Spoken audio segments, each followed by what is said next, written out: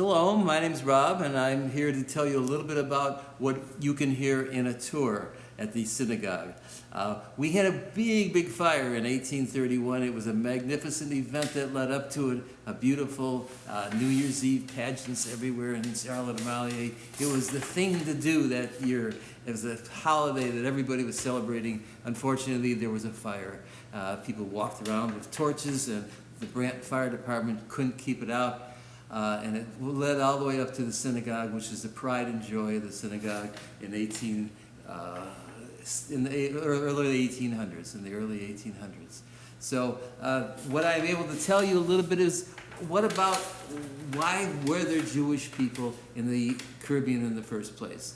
And that's because they were Sephardic merchants. So that we focus on the idea of the Sephardic merchant, why the Sephardic merchant was a rather traveling person themselves for many generations, 5 generations after the Alhambra decree in 1492 that began the official Inquisition at the time.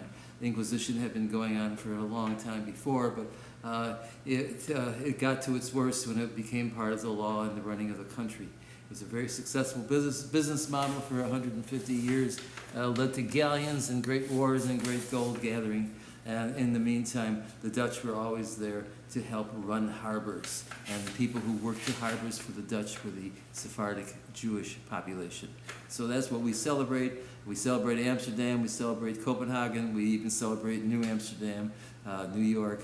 We celebrate all the other Sandfloor synagogues as well in the Dutch scheme of things, and Jamestown, Kingston, Jamaica, not Jamestown. There is also Suriname, there's a Sandfloor synagogue, Curacao, Sandfloor synagogue, and we believe there had been one at St. Eustatius, and now ours was the fifth one in the Caribbean islands. And we were the best one and the smallest one, built on a rubble hill with a Danish king that was running things very nicely during the sailboat age. But that's the end of my little story. 19 seconds so far have been spent on this, and hope you can sometime make it. My name's Rob, and the phone number is 340-774-4312.